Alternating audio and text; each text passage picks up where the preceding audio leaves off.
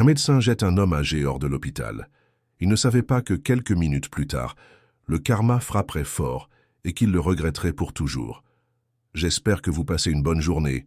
Profitez de l'histoire. Le Dr Marcus Blackwood ajusta sa cravate d'un geste machinal avant de pousser les portes battantes de la clinique d'urgence de Gainesville.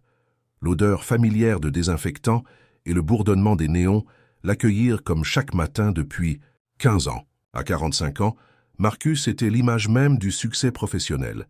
Chirurgien renommé, directeur médical de la clinique, et bientôt, il l'espérait, membre du conseil d'administration de l'hôpital universitaire. Son téléphone vibra dans sa poche, un message de sa fille, Lily. « Papa, n'oublie pas le dîner ce soir. C'est important pour moi. » Marcus soupira. Encore une de ces soirées familiales interminables. Il répondit rapidement « Je ferai de mon mieux, chérie. » Alors qu'il s'apprêtait à entrer dans son bureau, une infirmière l'interpella. « Dr Blackwood, nous avons un cas urgent en salle 3, un homme âgé avec des symptômes grippaux sévères. » Marcus jeta un coup d'œil à sa montre. Il avait une réunion importante dans 1 heure avec le conseil d'administration. « Je m'en occupe, » répondit-il sèchement. En entrant dans la salle d'examen, Marcus fut frappé par l'apparence fragile du patient. L'homme, qui devait avoir dans les 70 ans, était recroquevillé sur la table d'examen, le visage pâle et luisant de sueur. « Bonjour, je suis le docteur Blackwood », annonça Marcus d'une voix neutre. « Que se passe-t-il aujourd'hui » L'homme leva des yeux vitreux vers lui. « Je ne me sens pas bien, docteur. J'ai de la fièvre, des douleurs partout, et j'ai du mal à respirer. » Marcus commença son examen, notant mentalement les symptômes. Fièvre élevée, toux sèche, fatigue extrême. Probablement une grippe sévère, rien qu'il n'ait pas vu des centaines de fois auparavant. « Monsieur », il jeta un coup d'œil au dossier, « Johnson, il semble que vous ayez une grippe. Je vais vous prescrire des antiviraux et du repos. Buvez beaucoup et revenez si les symptômes s'aggravent. » Albert Johnson cligna des yeux, confus. « Mais docteur, je me sens vraiment mal. Je vis seul et je ne sais pas si je pourrais... » Marcus l'interrompit, son impatience grandissant. « Monsieur Johnson, nous avons beaucoup de patients à voir. Si vous suivez mes instructions, vous irez mieux dans quelques jours. » Alors qu'il s'apprêtait à quitter la salle, la porte s'ouvrit brusquement. Une jeune fille d'une quinzaine d'années entra, le visage rougi par l'inquiétude. « Grand-père, je suis désolé d'être en retard. Le bus... » Elle s'arrêta net en voyant Marcus. « Oh, excusez-moi, docteur. Comment va-t-il » Marcus fronça les sourcils. « Et vous êtes ?»« Je suis Sarah, sa petite fille. Je m'occupe de lui depuis que grand-mère est décédée l'année dernière. » Le médecin sentit une pointe d'irritation. Il n'avait pas le temps pour ça. « Mademoiselle, votre grand-père a une grippe. Il a besoin de repos et de médicaments. Maintenant, si vous voulez bien m'excuser. » Mais Sarah ne bougea pas. « Docteur, s'il vous plaît, il vit seul et je ne peux pas être là tout le temps. N'y a-t-il pas quelque chose de plus que vous puissiez faire ?» Marcus sentit sa patience s'effriter. Il avait une réunion cruciale dans moins d'1 heure. Et voilà qu'on lui faisait perdre son temps pour une simple grippe. « Écoutez, » dit-il d'un ton tranchant, « nous avons fait ce que nous pouvions. Si vous êtes inquiète, emmenez-le aux urgences de l'hôpital. » Sarah ouvrit la bouche pour protester, mais Marcus la coupa d'un geste de la main. « Cette consultation est terminée. » Alors qu'il quittait la salle, ignorant le regard blessé de Sarah et la toux faible de M. Johnson, Marcus ne se doutait pas que cette brève rencontre allait changer le cours de sa vie. Car parfois, c'est dans les moments les plus ordinaires que le destin choisit de frapper, nous rappelant brutalement les valeurs que nous avons oubliées en chemin. Le ciel de Gainesville s'assombrissait, tandis que Marcus Blackwood quittait la clinique, sa mallette en cuir se balançant au rythme de ses pas pressés. La réunion avec le conseil d'administration s'était bien passée, du moins c'est ce qu'il pensait. Il avait présenté ses projets pour moderniser la clinique, insistant sur l'efficacité et la rentabilité. Les membres du conseil avaient hoché la tête avec approbation, et Marcus pouvait presque sentir le goût du succès sur sa langue. Pourtant, alors qu'il montait dans sa voiture de luxe, une sensation désagréable le taraudait. L'image du vieil homme, M. Johnson, et de sa petite fille inquiète, flottait dans son esprit, refusant de disparaître malgré ses efforts pour la chasser. « Ce n'était qu'une grippe », marmonna-t-il pour lui-même, ajustant le rétroviseur. Il dramatisait. Le trajet jusqu'à sa maison dans les quartiers chics de Gainesville fut rapide. Alors qu'il se garait dans l'allée, Marcus remarqua les lumières allumées et se rappela soudain le dîner familial. Il soupira profondément, se préparant mentalement à l'épreuve qui l'attendait. À peine avait-il franchi le seuil que sa fille Lily se précipita vers lui. « Papa, tu es là !» s'exclama-t-elle, un mélange de soulagement et de reproche dans la voix. « On commençait à croire que tu avais oublié. » Marcus força un sourire. « Désolé, chérie, la journée a été longue. » Dans la salle à manger, sa femme, Helena, mettait la dernière touche à la table. Son visage s'illumina brièvement en le voyant, mais Marcus nota la tension dans ses épaules. « Marcus, enfin, dit-elle doucement, nous t'attendions. » Le dîner commença dans un silence gêné. Marcus pouvait sentir les regards de sa femme et de sa fille peser sur lui, chargés d'attentes non exprimées. Il se concentra sur son assiette, évitant leurs yeux. Ce fut Lily qui brisa finalement le silence. « Papa, tu te souviens que j'ai mon récital de piano la semaine prochaine, n'est-ce pas ?» Marcus leva les yeux, surpris. « Ton récital ? Bien sûr, chérie. » Le mensonge lui brûlait la langue. Il avait complètement oublié. Helena intervint, sa voix teintée d'une patience forcée. « Marcus, nous en avons parlé la semaine dernière. C'est très important pour Lily. »« Je sais, répondit-il agacé. « J'ai juste été très occupé au travail. Tu sais à quel point c'est important pour ma carrière. » Le visage de Lily s'assombrit. « Plus important que nous ?» La question flotta dans l'air, lourde de reproches. Marcus sentit une vague de culpabilité l'envahir, mais elle fut rapidement remplacée par de la colère défensive. « Lily, tu ne comprends pas. Tout ce que je fais, c'est pour cette famille, pour vous offrir une vie confortable. » Helena posa sa fourchette, son regard fixé sur son mari. « Marcus, nous n'avons pas besoin de plus de confort. Nous avons besoin de toi. » Les mots le frappèrent, comme une gifle. Il ouvrit la bouche pour répliquer, mais aucun son n'en sortit. Le silence s'étira, pesant et inconfortable. Finalement, Lily se leva brusquement. « J'ai fini. Je vais dans ma chambre. » Avant que Marcus ou Helena ne puissent réagir, elle avait disparu, laissant derrière elle le bruit sourd de sa porte qui claquait. Helena soupira profondément. « Marcus, nous ne pouvons pas continuer comme ça. Ta fille a besoin de son père. J'ai besoin de mon mari. » Marcus sentit une vague de frustration monter en lui. « Que veux-tu que je fasse, Helena? Que j'abandonne ma carrière? Tout ce pourquoi j'ai travaillé.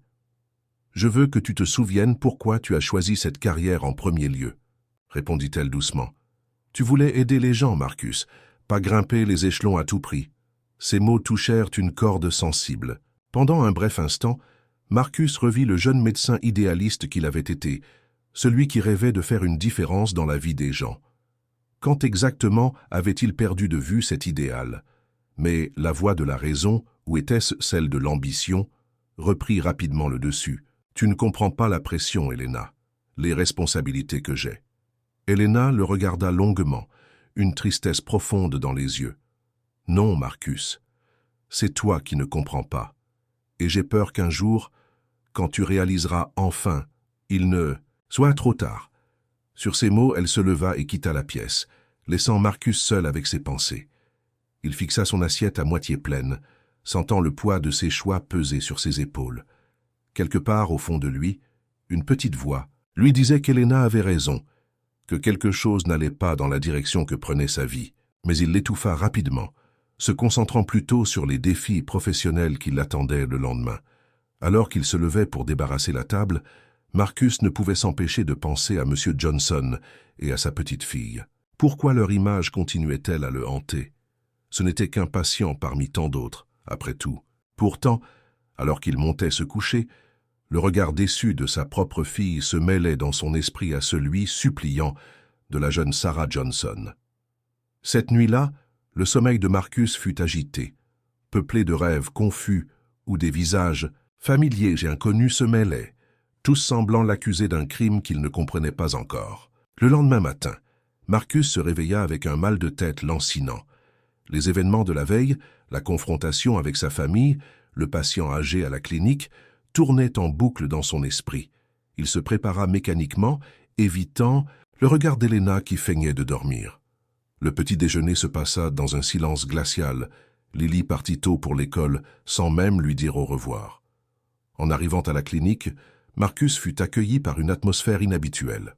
Les infirmières chuchotaient entre elles, jetant des regards furtifs dans sa direction. Il fronça les sourcils, mal à l'aise.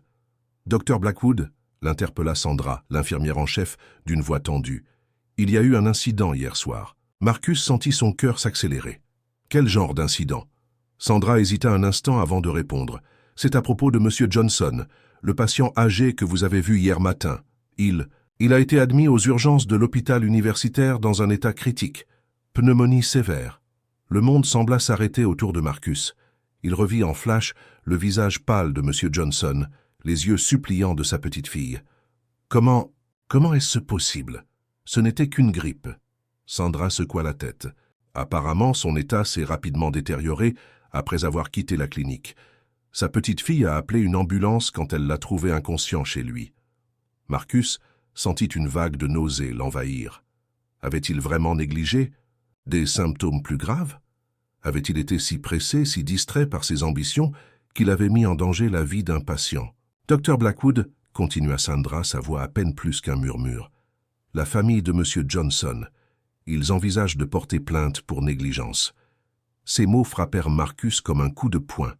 Une plainte pour négligence? Cela pourrait ruiner sa carrière, anéantir tous ses projets. La panique commença à monter en lui, mêlée à un sentiment de culpabilité qu'il tentait désespérément de repousser. « Ce n'est pas possible, » balbutia-t-il. « J'ai suivi le protocole. C'était une simple grippe. » Mais même à ses propres oreilles, ces mots sonnaient creux. N'avait-il pas ignoré les supplications de Sarah? N'avait-il pas été trop pressé de passer au patient suivant? Le reste de la journée passa comme dans un brouillard. Marcus tenta de se concentrer sur ses consultations, mais son esprit revenait sans cesse à M. Johnson. Chaque patient âgé lui rappelait le visage fatigué de l'homme, chaque toux le faisait sursauter. En fin d'après-midi, alors qu'il se préparait à rentrer chez lui, son téléphone sonna. C'était le directeur de l'hôpital universitaire. « Marcus !» La voix de John Harrington était grave. « Nous devons parler. La situation avec M. Johnson, c'est sérieux. Le conseil d'administration se réunit demain matin pour discuter de l'incident. J'ai besoin que tu sois là. » Marcus sentit son cœur s'arrêter. « John, Pas maintenant, Marcus, » l'interrompit. « Harrington, demain 9 h, ne sois pas en retard. » La ligne coupa, laissant Marcus seul avec le bip monotone du téléphone. Il s'effondra dans son fauteuil, la tête entre les mains. Comment les choses avaient-elles pu déraper si vite? En rentrant chez lui ce soir-là, Marcus fut accueilli par un silence pesant. Helena et Lily étaient sorties, laissant un mot bref sur la table de la cuisine. Il se servit un verre de whisky, essayant de calmer ses nerfs à vif. Alors qu'il s'apprêtait à monter se coucher, son regard fut attiré par une photo sur le manteau de la cheminée. C'était lui, plus jeune, lors de sa remise de diplôme de médecine. Son visage rayonnait de fierté et d'espoir. Que dirait ce jeune homme plein d'idéaux s'il pouvait voir ce qu'il était devenu? Cette nuit-là, Marcus ne trouva pas le sommeil. Il resta éveillé, repensant à chaque décision, chaque compromis qu'il avait mené à ce point. Et pour la première fois depuis des années, il se demanda s'il n'avait pas perdu de vue l'essentiel en cours de route. Le lendemain matin, Marcus se tenait devant les portes de la salle de conférence de l'hôpital universitaire, le cœur battant à tout rompre. Il ajusta sa cravate une dernière fois, prit une profonde inspiration et entra. La pièce était pleine. Autour de la grande table ovale étaient assis les membres du conseil d'administration, leurs visages graves et impénétrables. John Harrington, le directeur de l'hôpital, lui fit signe de s'asseoir. « Docteur Blackwood » commença Harrington, sa voix solennelle résonnant dans la salle silencieuse. « Vous savez pourquoi nous sommes réunis aujourd'hui. L'incident impliquant M. Albert Johnson soulève de sérieuses questions sur les pratiques de notre établissement. » Marcus hocha la tête, la gorge serrée. Il sentait le poids de chaque regard posé sur lui. « Avant de commencer, » continua Harrington, « je dois vous informer que la famille de M. Johnson a officiellement déposé une plainte pour négligence médicale ce matin. » Un murmure parcourut l'assemblée. Marcus sentit le sol se dérober sous ses pieds. C'était réel. C'était en train d'arriver. « Docteur Blackwood » intervint le docteur Sarah Patel, chef du service de pneumologie. « Pouvez-vous nous expliquer, dans vos propres mots, ce qui s'est passé lors de la consultation de M. Johnson ?» Marcus prit une profonde inspiration, essayant de maîtriser le tremblement dans sa voix. Monsieur Johnson présentait des symptômes typiques d'une grippe sévère. Fièvre, fatigue, toux sèche. J'ai prescrit le traitement standard, antiviraux, repos, hydratation. Et vous n'avez rien remarqué d'inhabituel, insista le docteur Patel. Rien qui aurait pu indiquer une complication potentielle? Marcus hésita. L'image de Sarah, la petite fille de Monsieur Johnson, suppliant pour plus d'attention, lui revint en mémoire. Sa petite fille était inquiète. Elle a mentionné qu'il vivait seul. Et malgré cela, vous avez jugé qu'une simple prescription était suffisante? La voix du docteur Michael Chen, chef des urgences, était tranchante. Marcus sentit une vague de défensive monter en lui. J'ai suivi le protocole standard. Des centaines de patients présentent les mêmes symptômes chaque jour. Mais tous les patients ne sont pas des personnes âgées vivant seules. N'est-ce pas, Dr Blackwood? La question du docteur Elena Rodriguez, gériatre respectée, le frappa de plein fouet. Le silence qui suivit était assourdissant. Marcus réalisa soudain à quel point sa défense sonnait creuse, même à ses propres oreilles. John Harrington se pencha en avant, les mains croisées sur la table. « Dr Blackwood, nous comprenons la pression sous laquelle travaillent nos médecins, mais notre priorité absolue doit toujours être le bien-être de nos patients. Ce qui s'est passé avec M. Johnson, c'est exactement le genre de situation que nous nous efforçons d'éviter. » Marcus sentit une boule se former dans sa gorge. « Je comprends. Je suis profondément désolé. Si je pouvais revenir en arrière... » « Malheureusement, nous ne pouvons pas revenir en arrière, » l'interrompit Harrington. « Ce que nous pouvons faire, c'est apprendre de cette situation et nous assurer qu'elle ne se reproduise plus. » Le reste de la réunion passa comme dans un brouillard pour Marcus. On discuta de procédures à revoir, de formations supplémentaires, à mettre en place.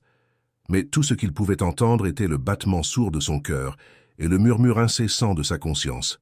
Finalement, après ce qui sembla être une éternité, Harrington prit la parole une dernière fois. « Dr Blackwood, en attendant les résultats de l'enquête interne et l'issue de la plainte déposée par la famille Johnson, le Conseil a décidé de vous suspendre de vos fonctions pour une durée indéterminée. » Ces mots frappèrent Marcus comme un coup de massue, suspendu.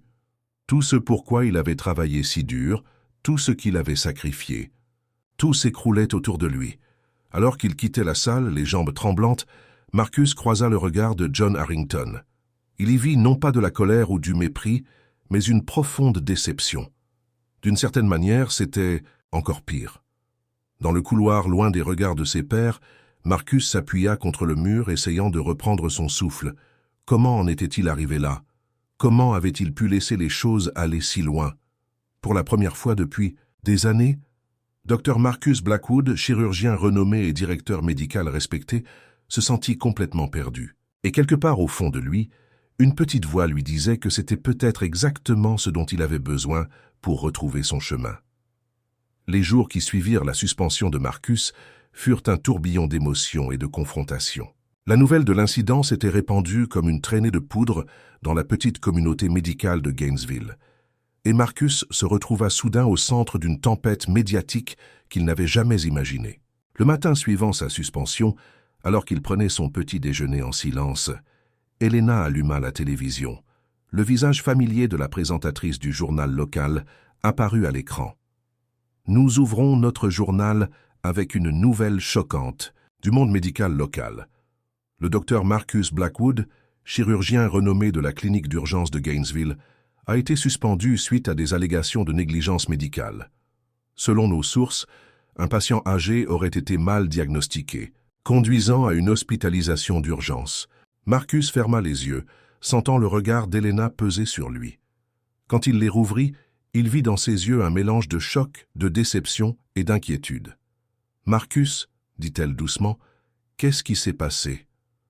Il ouvrit la bouche pour répondre, mais les mots lui manquèrent. Comment expliquer qu'il avait laissé son ambition et sa routine aveugler son jugement? Comment admettre qu'il avait peut-être oublié la raison pour laquelle il était devenu médecin en premier lieu? Avant qu'il ne puisse formuler une réponse, son téléphone sonna. C'était son avocat, mit David Cohen. « Marcus, » la voix de David était tendue, « j'ai besoin que tu viennes à mon bureau immédiatement. La situation, elle évolue rapidement. » 1 heure plus tard, Marcus était assis dans le bureau feutré de Mi Cohen. écoutant avec une horreur croissante les détails de la plainte déposée par la famille Johnson. « Il demande des dommages et intérêts considérables », expliqua David, feuilletant le dossier devant lui. « Mais ce n'est pas le pire. Ils veulent faire de cette affaire un exemple. Ils parlent de négligence systémique, de pression sur le personnel médical au détriment des soins. » Marcus sentit son estomac se nouer. « David, je n'ai jamais voulu que ça arrive. J'ai juste... » « Je sais, Marcus, » l'interrompit doucement l'avocat. « Mais les intentions ne comptent pas ici. Ce qui compte, ce sont les faits. Et les faits, ils ne sont pas en notre faveur. » Alors que Marcus quittait le bureau de son avocat, son téléphone vibra. Un message de Lily. « Papa, on peut parler ? C'est important. » Le cœur lourd, Marcus se dirigea vers le parc où sa fille lui avait donné rendez-vous. Il la trouva assise, sur un banc, le visage pâle et les yeux rougis. « Lily, ma chérie, » commença-t-il, s'asseyant à côté d'elle. « Je suis désolé pour tout ça. « Papa » l'interrompit-elle, sa voix tremblante. « Est-ce que c'est vrai? Est-ce que tu as vraiment négligé un patient ?» La question le frappa de plein fouet. Voir la douleur et la confusion dans les yeux de sa fille était presque insupportable. « C'est compliqué » répondit-il finalement. « J'ai fait une erreur de jugement, j'étais pressé et distrait. Comme tu l'es toujours avec nous ?» La question de Lily était à peine plus qu'un murmure, mais elle résonna comme un coup de tonnerre aux oreilles de Marcus. Il sentit les larmes lui monter aux yeux. « Lily, je suis tellement désolé. J'ai perdu de vue ce qui était vraiment important. J'ai laissé mon travail, mes ambitions, prendre le dessus sur tout le reste. » Lily le regarda longuement, ses yeux scrutant son visage comme si elle cherchait quelque chose. Finalement, elle prit une profonde inspiration. « Papa, j'ai quelque chose à te dire. J'ai décidé de ne pas aller en fac de médecine l'année prochaine. » Marcus cligna, des yeux surpris. Depuis des années, Lily parlait de suivre ses traces, de devenir médecin comme lui. C'était un rêve qu'il avait chéri, encouragé. « Mais pourquoi ?» demanda-t-il, confus. Lily détourna le regard, fixant un point au loin. « Parce que je ne veux pas devenir comme toi, papa. Je ne veux pas perdre de vue ce qui compte vraiment. Je ne veux pas que ma carrière devienne plus importante que les gens que j'aime, que les patients dont je suis censé prendre soin. » Ces mots frappèrent Marcus comme un coup de poing. Il réalisa soudain que sa fille avait vu ce qu'il était, devenu bien avant qu'il ne s'en rende compte lui-même. « Lily, » dit-il doucement, prenant sa main dans la sienne, « tu as raison, j'ai perdu mon chemin. Mais je te promets, je vais faire mieux. Je vais être mieux. » Lily le regarda, les yeux brillants de larmes. « J'espère, papa, j'espère vraiment. » Alors qu'il restait assis là, en silence, Marcus sentit quelque chose changer en lui. La douleur et la honte étaient toujours là, mais il y avait aussi autre chose. Une détermination naissante, une volonté de réparer non seulement sa carrière, mais aussi sa vie. Il ne savait pas encore comment, mais il était déterminé à retrouver le médecin, le père et l'homme qu'il avait autrefois été, et peut-être, dans le processus, à devenir quelqu'un de meilleur encore. Les semaines qui suivirent furent les plus difficiles que Marcus ait jamais connues. Chaque jour apportait son lot de nouvelles épreuves, de remises en question douloureuses et de confrontations avec la réalité de ce qu'il était devenu. Un matin, alors qu'il feuilletait distraitement le journal local, un titre attira son attention. « Le cas Blackwood, symptôme d'un système de santé malade ». L'article détaillait non seulement son cas, mais remettait en question l'ensemble des pratiques de l'hôpital et de la clinique. Marcus sentit son cœur se serrer en lisant les témoignages d'autres patients qui se plaignaient d'avoir été traités avec indifférence ou précipitation. Ce n'était plus seulement sa carrière qui était en jeu, mais la réputation de toute l'institution pour laquelle il avait travaillé si dur. Et quelque part au fond de lui, une voix lui disait qu'il n'avait peut-être pas entièrement tort. Un après-midi, alors qu'il était assis dans son bureau à la maison, essayant de mettre de l'ordre dans ses pensées, Helena entra, un air grave sur le visage. « Marcus, dit-elle doucement, il y a quelqu'un à la porte pour toi. » Intrigué et légèrement inquiet, Marcus se leva et se dirigea vers l'entrée. Là, sur le pas de la porte, se tenait Sarah, la petite fille de M. Johnson. Son visage était pâle et tiré, ses yeux rougis par le manque de sommeil. « Docteur Blackwood, dit-elle, sa voix à peine plus qu'un murmure. « Je devais vous voir. » Marcus sentit son cœur s'accélérer. « Sarah, Je suis tellement désolé pour ce qui est arrivé à votre grand-père. Comment va-t-il » Sarah le regarda droit dans les yeux, un mélange de douleur et de colère dans le regard. « Il lutte, Dr. Blackwood. Chaque jour est un combat. Et je ne peux m'empêcher de penser que si vous nous aviez écoutés ce jour-là... » Sa voix se brisa, et Marcus sentit une vague de culpabilité l'envahir. Sarah le regarda droit dans les yeux, un mélange de douleur et de colère dans le regard. « Il lutte, Dr. Blackwood. Chaque jour est un combat. Et je ne peux m'empêcher de penser que si vous nous aviez écoutés ce jour-là... » Sa voix se brisa et Marcus sentit une vague de culpabilité l'envahir.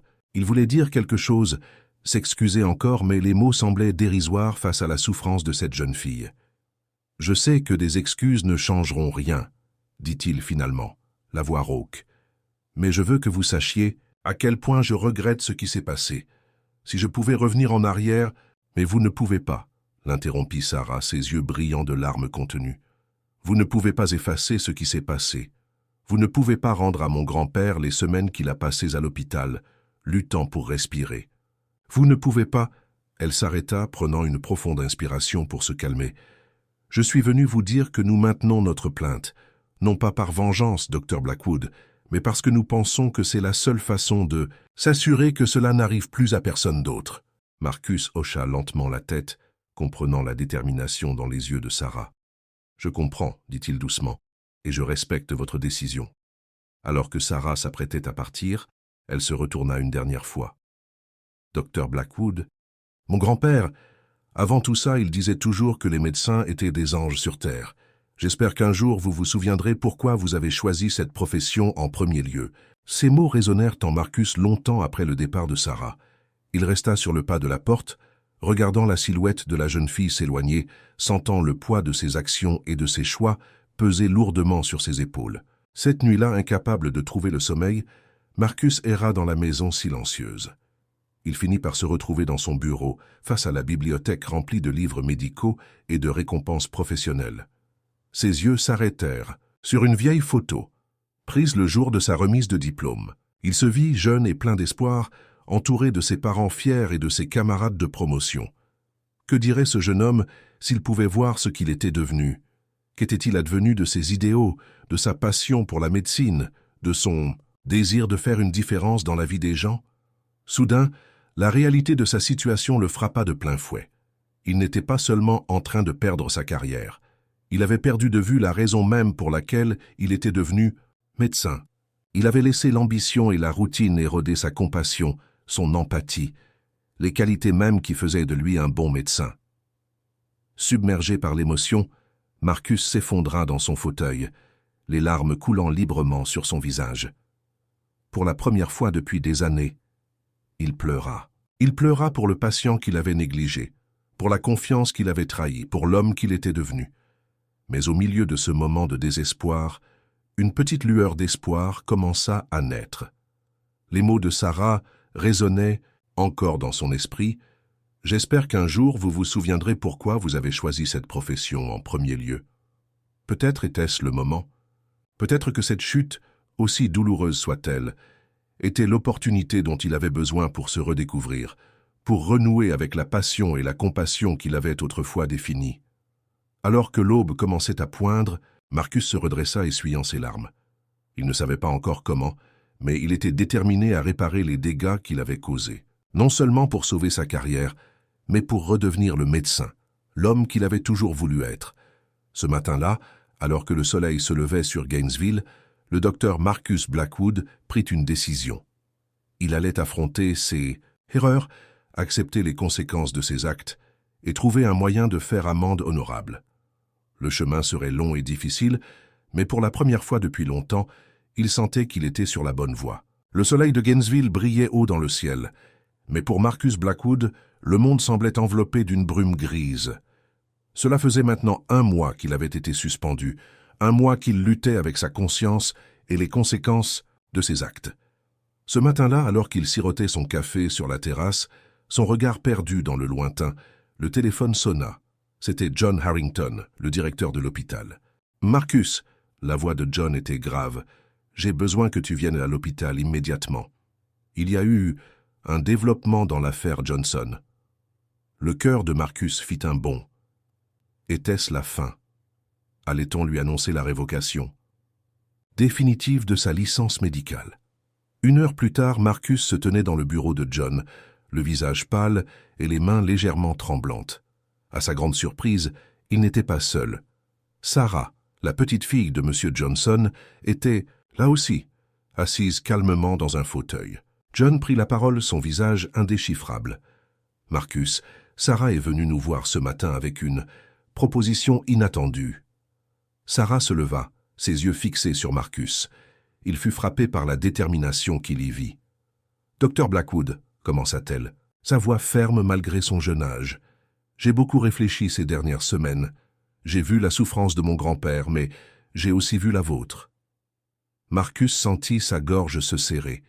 Il ne s'attendait pas à de la compassion de la part de cette jeune fille qu'il avait si gravement déçue. Sarah continua. « Mon grand-père m'a raconté quelque chose hier. Il m'a dit qu'avant d'être admis à l'hôpital, il avait eu un moment de lucidité. Il s'est souvenu de vous, docteur Blackwood, non pas comme le médecin pressé de ce jour-là, mais comme le jeune interne qui l'avait soigné il y a des années, quand il s'était cassé la jambe. Il se souvenait de votre gentillesse, de votre patience. » Marcus cligna des yeux, surpris. Il avait complètement oublié cet épisode de sa carrière. « Cela m'a fait réaliser, » poursuivit Sarah, « que peut-être ce qui s'est passé n'était pas seulement de votre faute, mais le symptôme d'un problème plus large. La pression, le manque de temps, le système lui-même. » Elle prit une profonde inspiration avant de lâcher sa bombe. « C'est pourquoi nous avons décidé de retirer notre plainte. » Le silence qui suivit était assourdissant.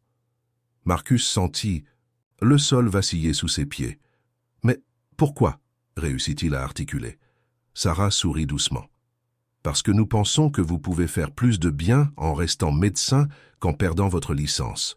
Mais à une condition. » John intervint alors. « Sarah et sa famille proposent que tu passes les 6 prochains mois à travailler bénévolement dans une clinique communautaire du quartier défavorisé de Gainesville. Pas en tant que chirurgien ou directeur médical, mais comme simple médecin généraliste. » Marcus sentit son cœur s'accélérer. Une clinique communautaire, loin du prestige et du confort auquel il s'était habitué. « Ce n'est pas une punition, docteur Blackwood, » dit doucement Sarah. « C'est une opportunité, une chance de vous reconnecter avec la raison pour laquelle vous êtes devenu médecin en premier lieu. » Marcus regarda tour à tour John et Sarah, submergés par une vague d'émotions. Gratitude, humilité et une pointe d'appréhension. « Je ne sais pas quoi dire, » murmura-t-il finalement. « Dis oui, » répondit simplement John. « C'est ta chance de rédemption, Marcus. Ne la gâche pas. » Marcus ferma les yeux un instant, laissant l'ampleur de cette opportunité l'envahir. Quand il les rouvrit, une nouvelle détermination brillait dans son regard. « J'accepte, » dit-il, d'une voix ferme, « et je vous promets à tous les deux que je ne vous décevrai pas. » Sarah sourit, un véritable sourire cette fois. « Je l'espère, docteur Blackwood. Nous avons tous besoin de médecins qui se souviennent pourquoi ils ont choisi cette vocation. » Alors qu'il quittait le bureau de John, Marcus sentit un poids se lever de ses épaules. Le chemin qui l'attendait serait difficile, il le savait. Travailler dans une clinique communautaire serait un défi bien différent de tout ce qu'il avait connu jusqu'alors. Mais pour la première fois depuis des semaines, il sentait une lueur d'espoir. Ce jour-là, alors qu'il rentrait chez lui pour annoncer la nouvelle à Elena et Lily, Marcus réalisa que ce qui avait semblé être la fin de sa carrière pourrait bien être un nouveau départ. Une chance de redevenir non seulement le médecin, mais aussi l'homme qu'il avait toujours voulu être. Le docteur Marcus Blackwood ne le savait pas encore, mais ce tournant inattendu allait changer sa vie d'une manière qu'il n'aurait jamais pu imaginer. Le soleil se levait à peine sur Gainesville lorsque Marcus Blackwood gara sa voiture devant la clinique communautaire de Southside. Le bâtiment, une structure modeste en briques rouges, contrastait fortement avec les installations modernes auxquelles il était habitué. Prenant une profonde inspiration, Marcus ajusta sa blouse blanche, celle qu'il n'avait pas portée depuis des années, préférant les costumes élégants de directeur médical. Aujourd'hui, c'était différent. Aujourd'hui marquait le début de son engagement de 6 mois dans cette clinique. À peine avait-il franchi la porte qu'il fut assailli par l'agitation caractéristique d'un centre médical en sous-effectif. Des patients attendaient déjà, certains visiblement malades, d'autres simplement fatigués. « Docteur Blackwood », une voix le tira de ses observations, Une femme d'une cinquantaine d'années, aux cheveux grisonnants et au sourire chaleureux, s'approcha de lui. « Je suis le docteur Maria Ramirez, la directrice de la clinique. Bienvenue à Southside. » Marcus serra la main tendue, notant la fermeté de la poignée de main et la lueur de défi dans les yeux du docteur Ramirez. Il était clair qu'elle n'était pas impressionnée par son pédigré. « Merci de m'accueillir, docteur Ramirez, » répondit Marcus, essayant de masquer sa nervosité. « Je suis prêt à me mettre au travail. » Maria eut un petit rire. « Oh, vous allez travailler, croyez-moi. Suivez-moi, je vais vous montrer votre bureau. » Le bureau s'avéra être une petite pièce à peine plus grande qu'un placard, avec un bureau usé et une chaise qui avait connu de meilleurs jours. C'était loin, très loin du luxueux cabinet dont il disposait à l'hôpital. « Ce n'est pas grand-chose, » admit Maria, « mais c'est tout ce que nous pouvons offrir. Notre budget va principalement dans les soins aux patients. » Marcus hocha la tête, une boule dans la gorge. « C'est parfait, » dit-il, surpris de constater qu'il le pensait vraiment. Les premières heures passèrent comme un tourbillon. Patient. Après patient, Marcus se retrouva confronté à une variété de cas qu'il n'avait pas vus depuis ses années d'internat. Des rhumes, des entorses, des infections urinaires. Chaque cas nécessitait son attention complète. Vers midi, alors qu'il prenait une courte pause, Marcus fut interpellé par une jeune infirmière, Angela. « Docteur Blackwood, on a une urgence. Une femme enceinte avec des contractions précoces. » Le cœur de Marcus s'accéléra. L'obstétrique n'était pas sa spécialité, loin de là. Mais il n'y avait pas le temps d'hésiter. En entrant dans la salle d'examen, il trouva une jeune femme terrifiée, son mari à ses côtés, l'air tout aussi effrayé. « Bonjour, je suis le docteur Blackwood, » dit-il doucement, s'efforçant de projeter un calme qu'il ne ressentait pas. « Comment vous appelez-vous »« Maria, » répondit la femme entre deux respirations laborieuses. « S'il vous plaît, aidez mon bébé. Ce n'est que le 7e mois. » Marcus examina rapidement la patiente, son esprit passant en revue tout ce qu'il savait sur les accouchements prématurés. Il savait qu'il n'avait pas l'équipement nécessaire pour gérer une naissance aussi précoce. « Angela, » dit-il à l'infirmière, « appelez une ambulance.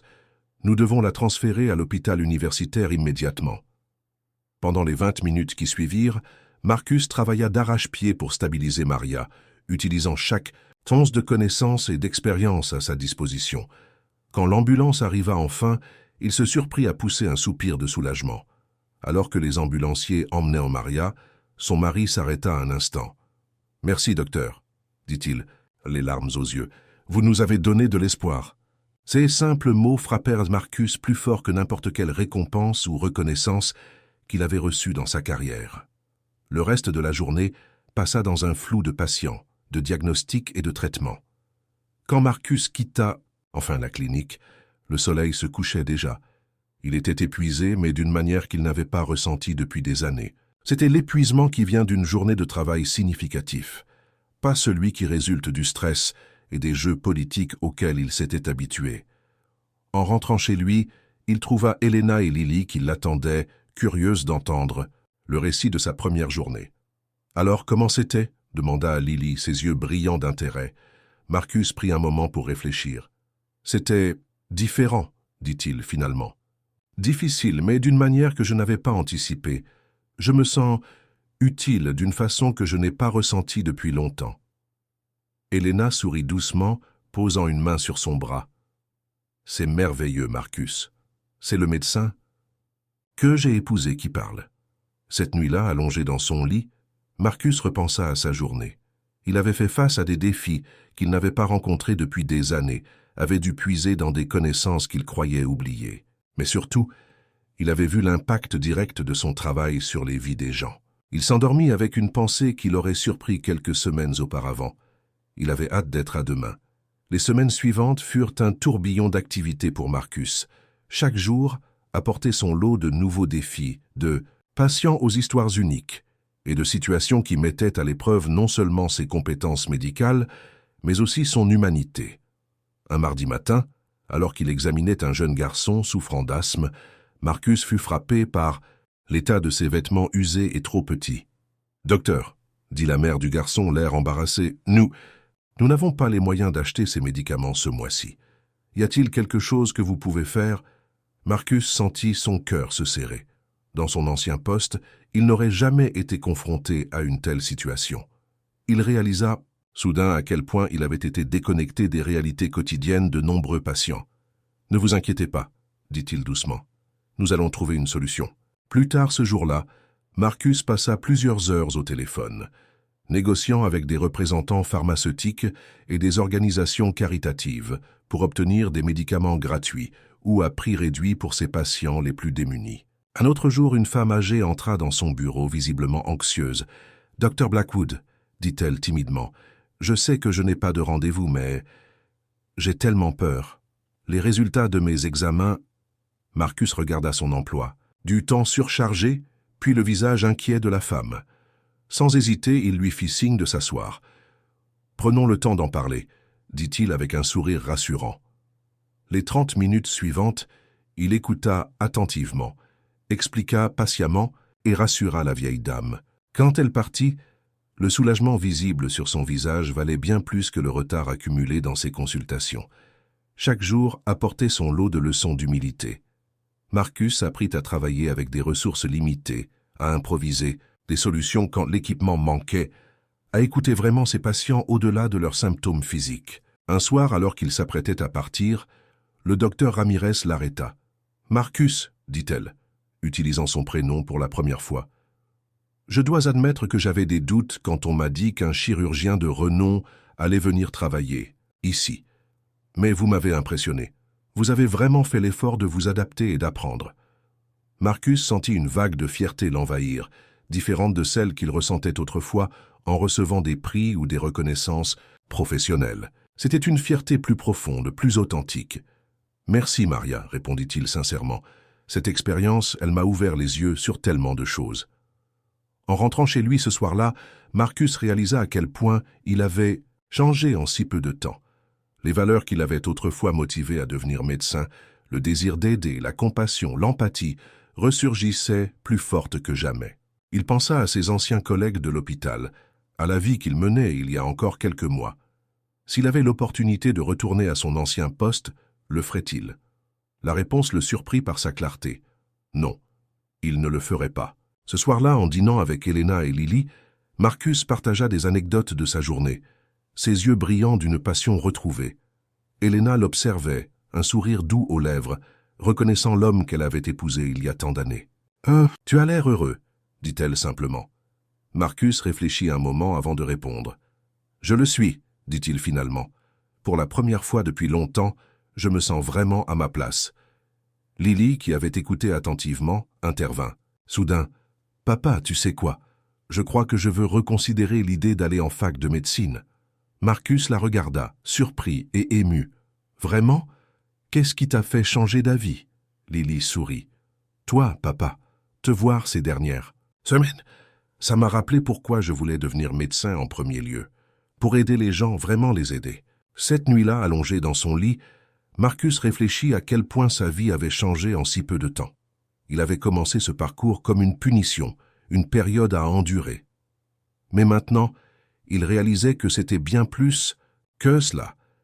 C'était une renaissance, une redécouverte de sa vocation première. Alors qu'il s'endormait, une pensée traversa son esprit. Peut-être que la plus grande leçon d'humilité était de réaliser que parfois, nos plus grandes chutes peuvent nous mener à nos plus grandes ascensions. Le temps passait rapidement à la clinique Southside, et Marcus se surprenait à attendre chaque journée avec impatience. Au fil des semaines, il avait appris à connaître non seulement ses patients, mais aussi ses collègues, chacun ayant une histoire unique, qui l'avait conduit à travailler dans cette clinique communautaire. Un matin, alors qu'il prenait un café avec Angela, l'infirmière qui l'avait aidé lors de son premier jour, elle lui confia son parcours. « J'ai grandi dans ce quartier, vous savez, » dit-elle, les yeux dans le vague. « Je me souviens d'avoir accompagné ma mère à cette même clinique quand j'étais enfant. C'est ici que j'ai décidé de devenir infirmière. » Marcus l'écouta attentivement, réalisant à quel point il avait rarement pris le temps de vraiment connaître son personnel dans son ancien poste. « C'est une belle histoire, Angela, » dit-il sincèrement. « Cette communauté a de la chance de vous avoir. » Angela sourit. « Nous avons de la chance de vous avoir aussi, Dr Blackwood. Vous avez apporté un nouvel élan à cet endroit. » Ces mots touchèrent Marcus plus qu'il ne voulait l'admettre.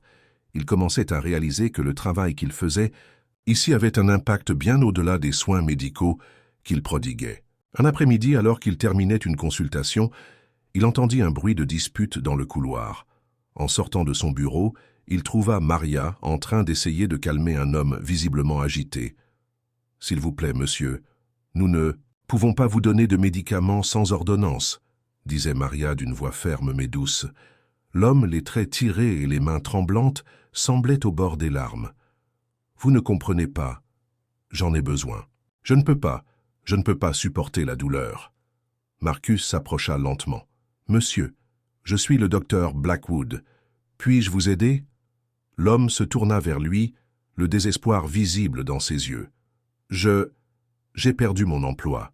Je n'ai plus d'assurance. Mes médicaments contre la douleur, je n'ai plus les moyens de les acheter. » Marcus échangea un regard avec Maria avant de se tourner à nouveau vers l'homme. « Venez dans mon bureau. Parlons-en. » Pendant l'heure qui suivit, Marcus écouta l'histoire de cet homme, James, qui souffrait de douleurs chroniques suite à un accident de travail. Il avait perdu son emploi, son assurance, et se retrouvait pris dans un cercle vicieux de douleur et de désespoir. Au lieu de simplement lui refuser des médicaments, Marcus passa du temps à explorer d'autres options. Il contacta des groupes de soutien locaux, rechercha des programmes d'aide aux médicaments et même discuta de thérapies alternatives pour la gestion de la douleur. Quand James quitta finalement la clinique, il avait un plan, des ressources et surtout de l'espoir. « Merci, Dr Blackwood, » dit-il, la voix tremblante d'émotion. « Vous m'avez écouté, vraiment écouté. » Ces moments, ces connexions humaines devenaient de plus en plus fréquents pour Marcus. Il réalisait que la médecine n'était pas seulement une question de diagnostic et de traitement, mais aussi d'empathie, d'écoute et de soutien. Un soir, alors qu'il rangeait son bureau, Maria frappa à sa porte. « Marcus, » dit-elle, un sourire aux lèvres, « j'ai une nouvelle qui pourrait vous intéresser. » L'hôpital universitaire organise une conférence sur les soins communautaires le mois prochain. Ils cherchent des intervenants pour partager leurs expériences. J'ai pensé que vous pourriez être intéressé. Marcus la regarda, surpris. « Moi ? Mais je suis nouveau dans ce domaine. Sûrement il y a des gens plus qualifiés. » Maria secoua la tête. « Vous avez une perspective unique, Marcus. Vous avez vu les deux côtés du système de santé. Votre expérience pourrait être précieuse pour beaucoup de gens. » Cette nuit-là, en rentrant chez lui, Marcus réfléchit à la proposition de Maria. L'idée de retourner à l'hôpital universitaire, même en tant qu'intervenant, le rendait nerveux. Mais il réalisa aussi que c'était peut-être l'occasion de partager ce qu'il avait appris, de faire un pont entre ces deux mondes qu'il connaissait maintenant si bien.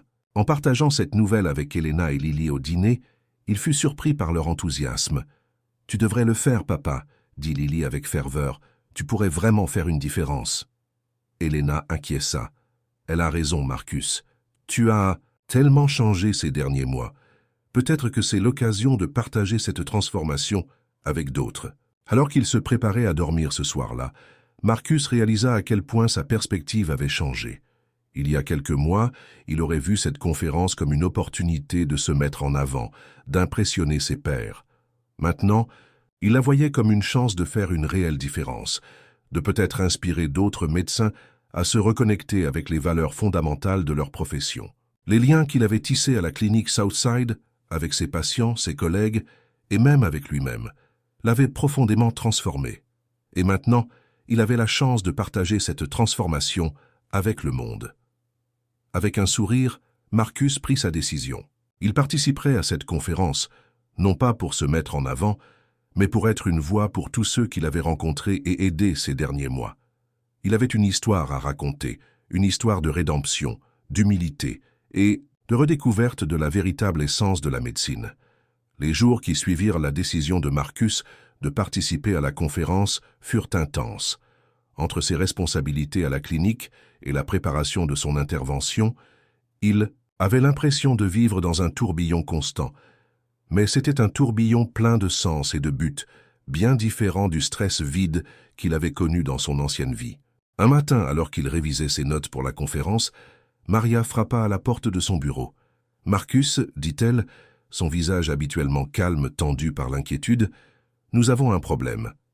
L'épidémie de grippe qui sévit en ville, elle vient de frapper notre quartier de plein fouet. » Marcus se redressa immédiatement alerte. « À quel point est-ce grave ?» Très, répondit Maria. Nos salles d'attente débordent et nous manquons de personnel. Plusieurs de nos infirmières sont elles-mêmes malades. Sans hésiter, Marcus se leva. Que puis-je faire?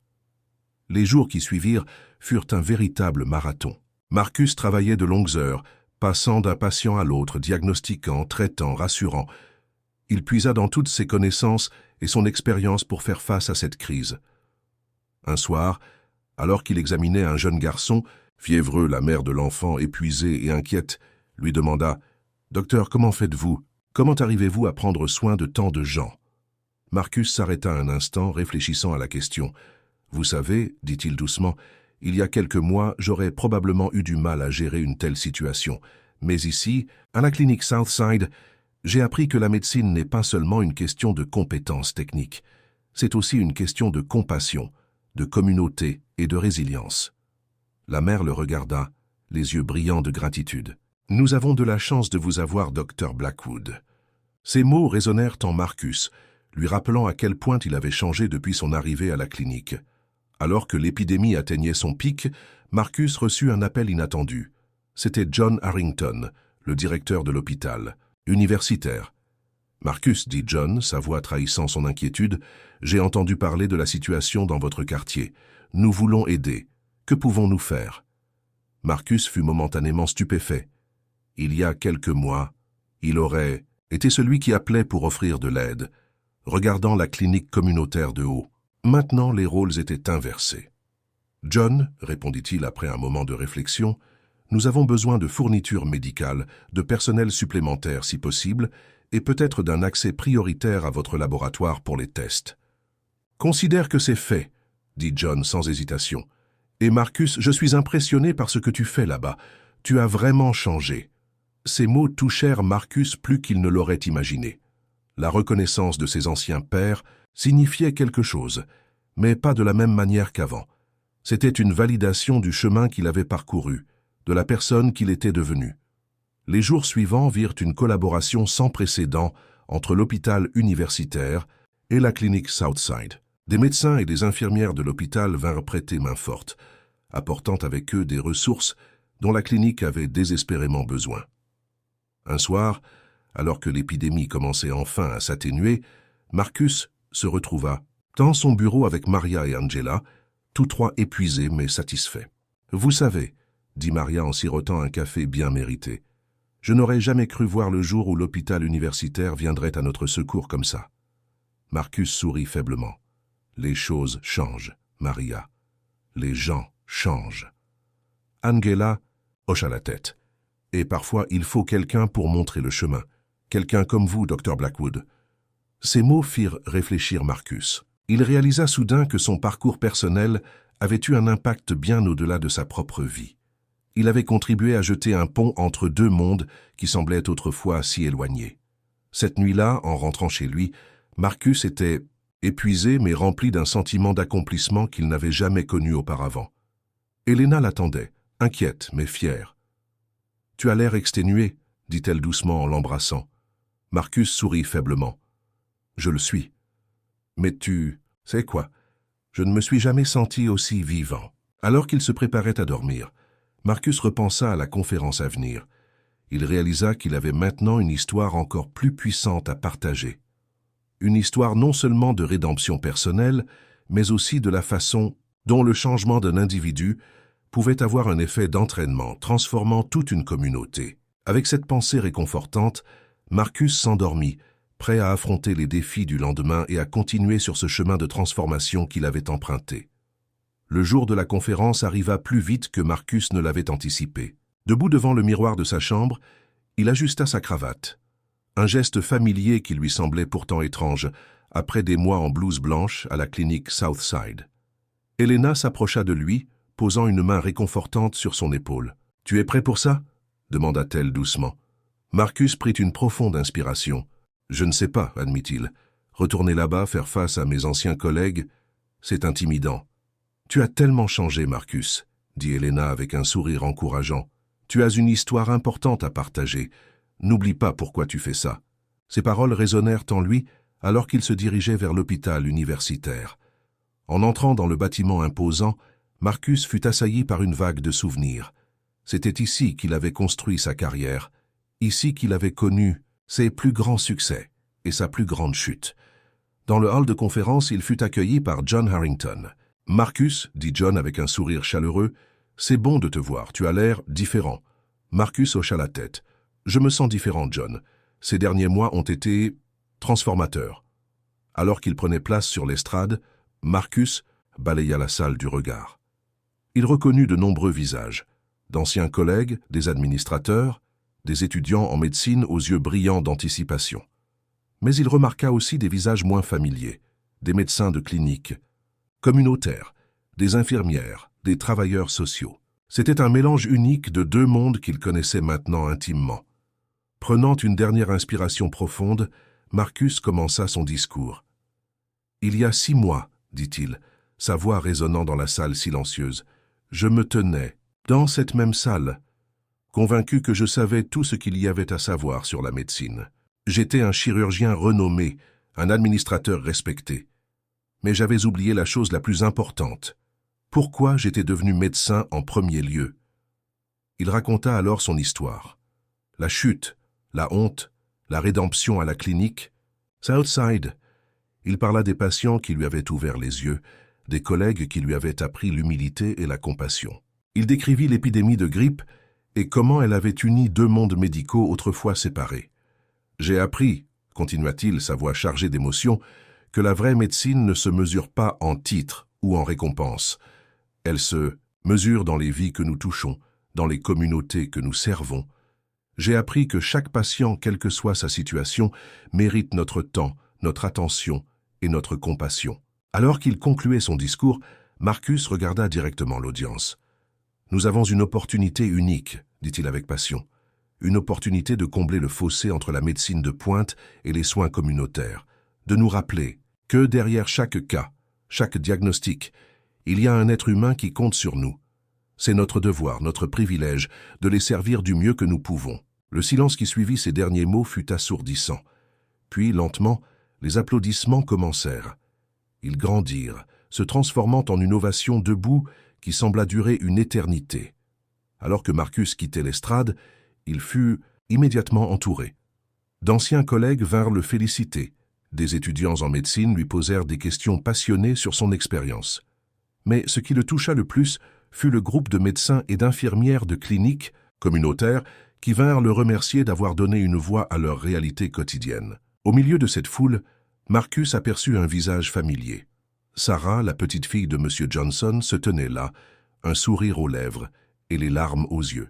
« Dr. Blackwood, dit-elle doucement quand il s'approcha, mon grand-père aurait été fier de vous voir aujourd'hui. » Ces mots touchèrent Marcus plus profondément que tous les applaudissements. Il réalisa que son parcours, aussi difficile qu'il ait été, avait eu un sens. Il avait non seulement changé sa propre vie, mais il avait peut-être aussi contribué à changer le système pour le mieux. Alors qu'il quittait la salle de conférence ce jour-là, Marcus se sentait à la fois épuisé et exalté.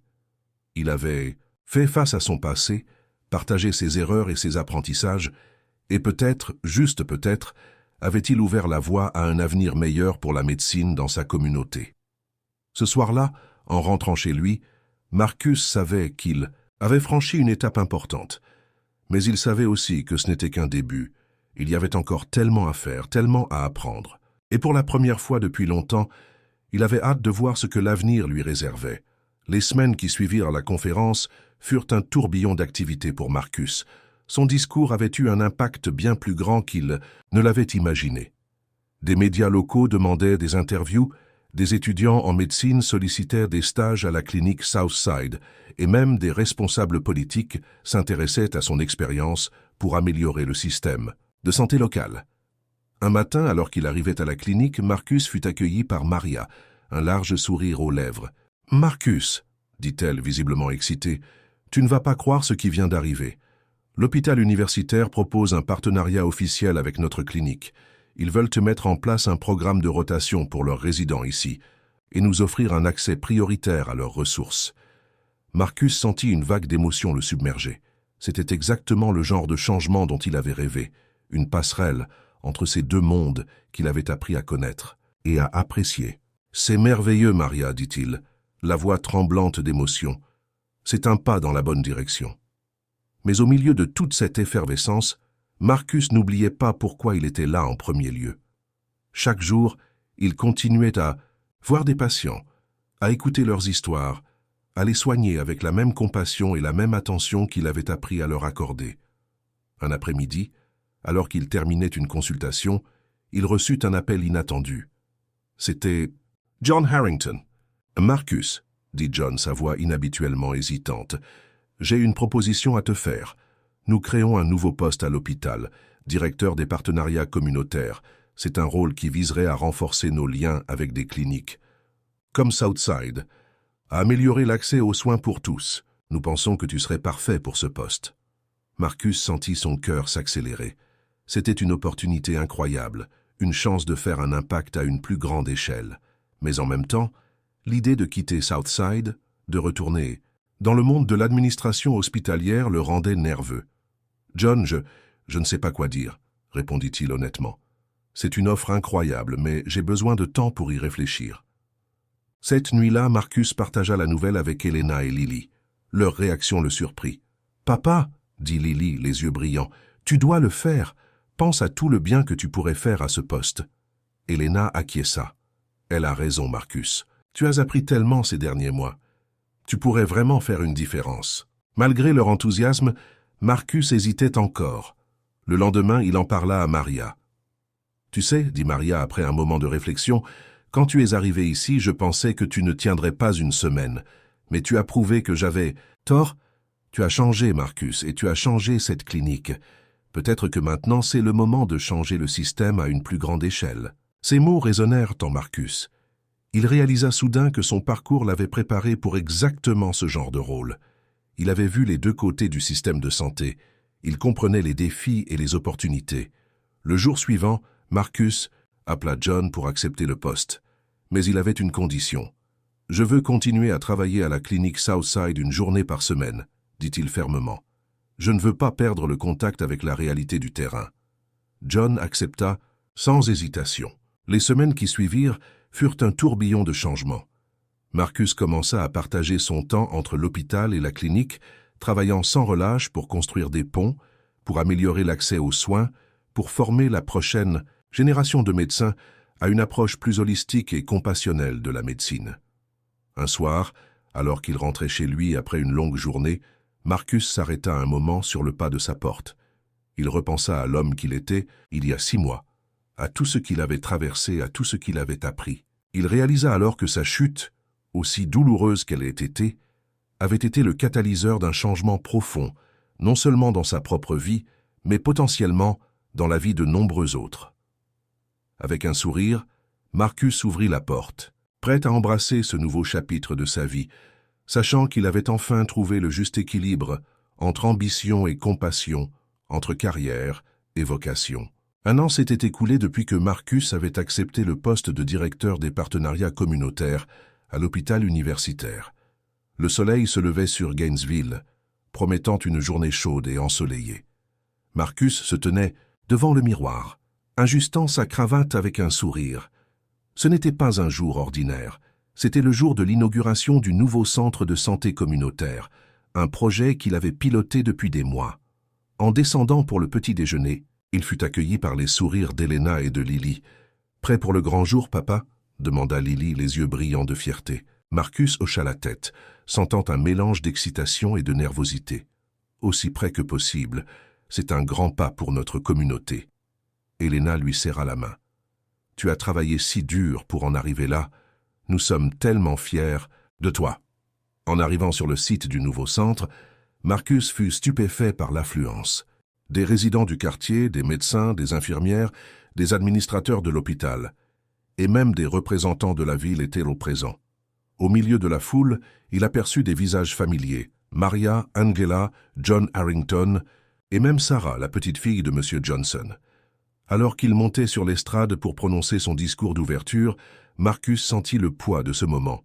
Ce centre était bien plus qu'un simple bâtiment. C'était le symbole d'une nouvelle approche de la santé, une approche qui mettait l'accent sur la prévention, l'accessibilité et la compassion.